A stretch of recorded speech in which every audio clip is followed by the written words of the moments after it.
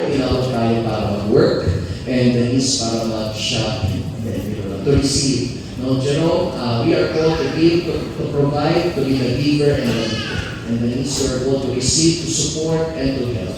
Jerome, whatever you give to your wife, she will receive it, multiply it, and give it back to you. Kanyang tatanggapin, palalaguin, at ibabalik sa pamilya. Sa isang pagsasama, normal lang po yung hindi pagkakaunawaan. Pero we cannot mock that. We saw. Wait, kapag problema ang and then as wife, you must submit to your husband. As church, recognize Christ as the head of the church. Then ikaw ay magpapasakop sa lahat ng desisyon at gagawin mo ni Jerome bilang mag-asawa at bilang ilaw ng iyong bubuuing tahanan o pamilya. Gagabayan mo at tutulungan mo si Jerome maging haligi o pundasyon ng iyong bubuuing and even broken bonds. Kapiliin na natin yung ating sariling kapakanan bago ang pagsasama o ang pamilya doon nasisira ang marriage. No, Jerome and Denise, kapag dumating kayo sa sitwasyon na hindi nyo na alam yung mga solusyon sa inyong problema.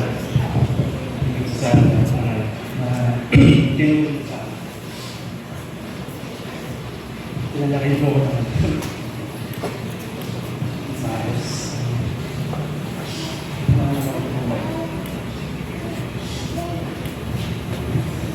Palakpakan po natin. Maraming salamat. Yes, and in health, for better, for worse, for richer, and for poorer, till death do us part.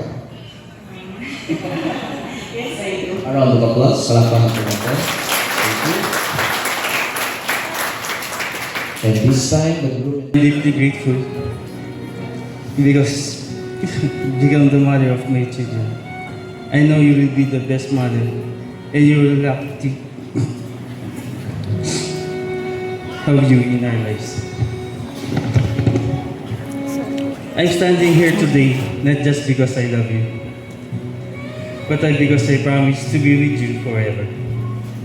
To be the best husband I can be and the best daddy to our babes. I know I'm not the hero, but I promise to always protect our family, to be the rock you can lean on, and to show you every day how deeply I care. Through all the ups and downs, I will walk beside you, hand in hand, and love you more than words can say. A round of applause. Thank you. A symbol of my sincere love for you. I commit myself to you. For better, for worse, for richer, for poorer, till death do us part.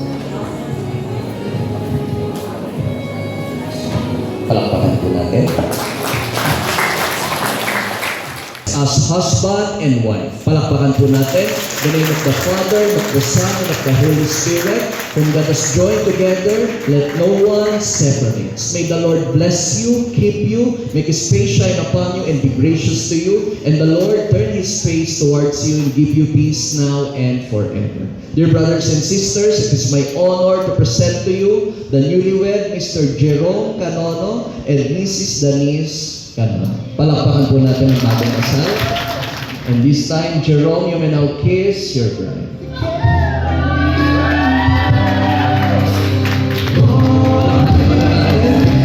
Let's count 5, 4, 3,